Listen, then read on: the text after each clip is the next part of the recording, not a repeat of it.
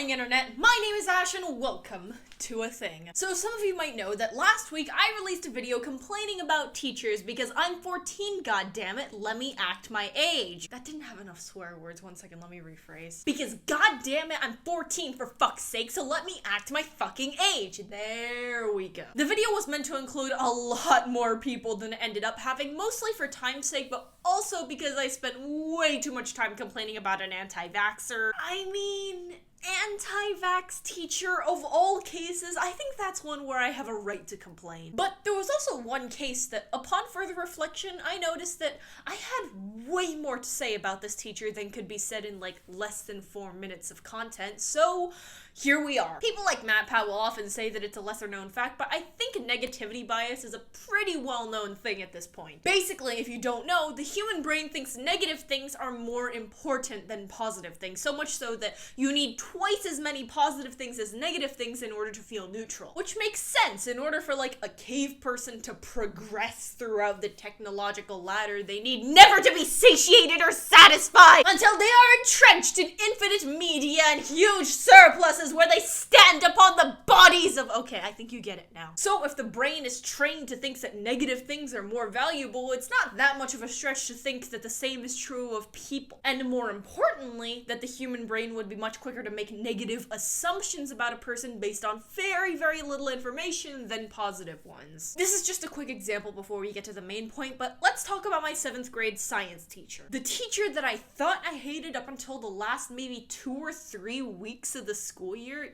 yes, it took that long, is my 8th grade social studies teacher, who I'm going to be referring to as Brandy, and that will make so much more sense at the tail end of the video. The school year started on Zoom because, well, we were using an app on our school-issued computers that housed all the assignments called Canvas. In it, there were different modules, all for different days, and with every assignment that was happening that day in the respective module. Now, on the first day, there was an assignment that was supposed to be in Monday's first module, only it wasn't there, and I said, there's also a bunch of stuff missing for Thursday as well. To which she responded in this exact tone, well, there's nothing for Thursday because it's not Thursday yet, is it? Look, I do not have a problem with you having nothing for Thursday. You could not be working that far ahead at the beginning of the year, although I have a feeling that she should have. Nor do I have a problem with the fact that she was telling me off. The problem was with the way she said it. She had an incredibly condescending tone, which I would even hazard to say was Karen-like. And the blonde hair that was chopped off right here and the bright, glassy blue eyes definitely did not help. Not to mention those, like, you know those, like, bright red trimmed glasses that every Karen teacher has, and that little nameplate with the apple and the worm in it. Ugh, I hate that so much! So pretty much then and there, taking from her tone of voice and the fact that she was always so incredibly blunt and straightforward with people, when we went back in person, she was always telling people that they came in through the wrong door, even though there were 2 doors because both of those doors were meant to be used as doors. And I cannot stress the tone of voice enough. I do not know how to make it more pompous than I am already making it, and it was about 10 times more pompous than what I am saying right now. So I made up my mind based on my assessment of her at the time. Hey, that rhymes. Okay, she's the bad teacher this year. You know, the one that everybody clowns on and that 1 or 2 kids in every class can do a really stellar impression of. That teacher, the one that everybody ubiquitously hates and will get clowned on for saying that they like her. Okay, that being said, I'm not saying that Brandy was the Messiah and that people hated Jesus because he told them the truth. In my last teacher video, I talked about the concept of teachers not wanting to be liked. Because again, you need to be able to control the classroom and get people to calm down when needed. And when you're trying to be liked by your students and trying not to piss them off or anger them in any way, shape, or form, you just made that like 69 times harder for yourself. My god, I didn't even realize there was a pun there, but this is so much better. There were a lot of baseless accusations going around about this teacher, saying that she was racist despite the fact that she was literally married to an Asian man, whispering, thinking that she doesn't know when, let's face it guys, teachers know what we're up to. Like, we're not fooling anybody, let's be honest. Parents, maybe. Teachers,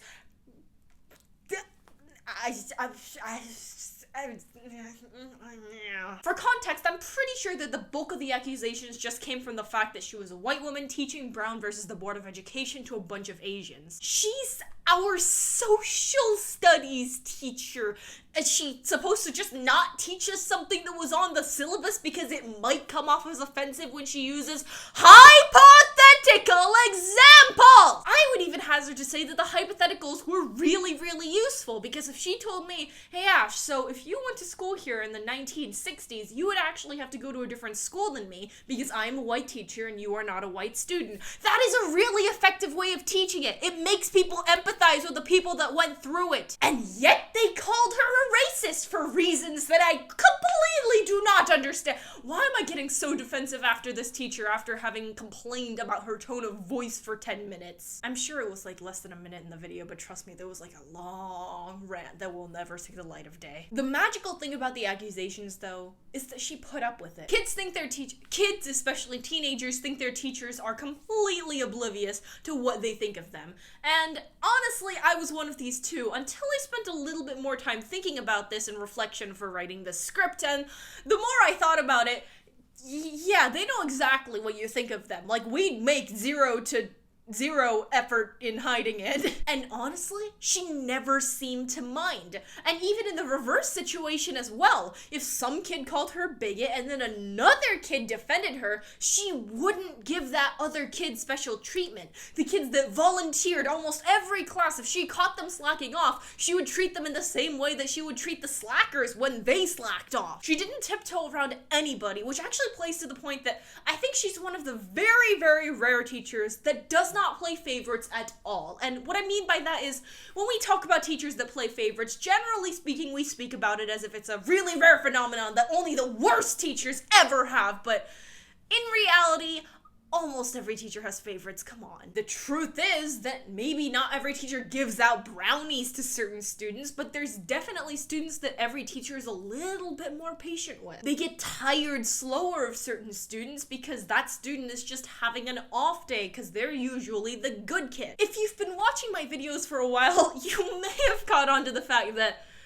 okay, I'm not a teacher's pet, okay? But that being said, I definitely land closer to it on the spectrum than some other kids. The thing is, I think that's true of about 70% of people in a classroom, because if you have a class of, say, 20 kids, you're gonna have a group of like 4 or 5 people, usually boys, that are always playing video games during class and talking and generally not understanding anything because apparently they're stupid. And teachers are never as patient with those kids as they are with other kids. When that kid doesn't understand something, they'll go, okay, let's run through it again. Whereas if I didn't understand something, they'd be like, okay, let's go over it again. Same concept, but there's a difference there. And there was a certain shock to being reduced to that level of being tired with everybody, which I'm sure was purposeful most of the time. She never pegged anything on the same 5 kids in class, although she did ask more pop-up questions to those kids because they needed help understanding, yada yada yada. You get my point, but that's not actually having to do with the you get my point! So yeah, pretty much everybody I knew hated her too for the majority of the year, until something happened about 2/3 of the way through the school year, and this isn't the point where I exactly stopped hating her, but it is kind of a catalyst to the beginning of the end of me hating her, if that makes any sense. About 2/3 of the way through the school year, I realized that I was learning a lot. Okay, on a scale of 1 to 10, 1 being an autistic boy with his head in a toilet because the 14-year-old bullies at his school just won't let him go, and 10 being a Hollywood celebrity, that was a solid 6 in arrogance, so let me explain myself before the comments go off on me. I was homeschooled in 3rd grade, and I think my parents actually did an amazing job at getting me interested in learning.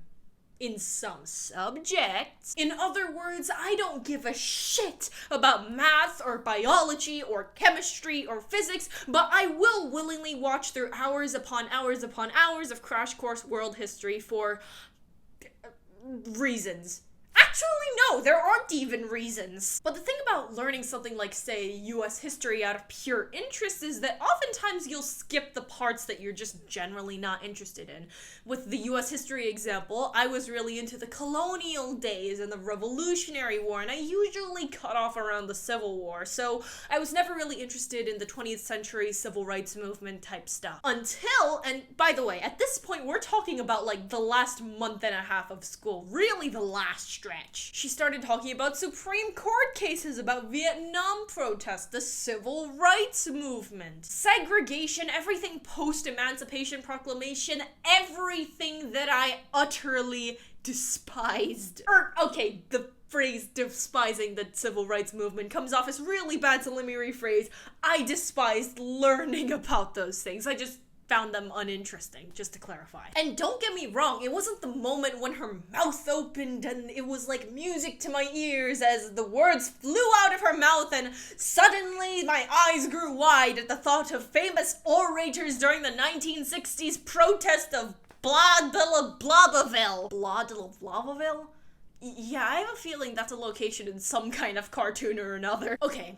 If I wasn't already at least somewhat interested in the topic of US history, I would still be rolling my eyes at it. But the unique thing about Brandy is that she never sugarcoated anything. She presented the facts as they were. When there was something that doesn't have a clear-cut issue, a big social issue that still plagues the world today, she would explain both sides of the problem and say, I don't know what the solution is. Nobody does. You're gonna have to figure it out. She never hid from the gory details. And I think that's actually part of the reason for all the racism accusations that she got, because she would talk about them in such graphic detail and never tiptoe around certain words. Then again, a lot of people in my class were the type of person to automatically assume that somebody's racist if they use the word black instead of African American. But I think it's good that she never tiptoed around the issue because, let's face it, things were bad, and we need to know that they were bad so that we do not make things bad again. And before I knew it, I was warming up to Brandy. I was raising my hand in every class activity. I was turning into Hermione Granger! And I think that's what Brandy's real secret was. She got kids more interested in something they were already interested about, but in a way that it was discreet, which actually made it more effective than if it was obvious. Again, I talked about this in my other teacher video, but there's a huge problem with a lot of teachers, especially sometimes parents or extended relatives, but mostly teachers who go, oh, you shouldn't lounge around and play video games all day. You have so much potential. You're so talented and you just don't know that you do. You're wasting your potential!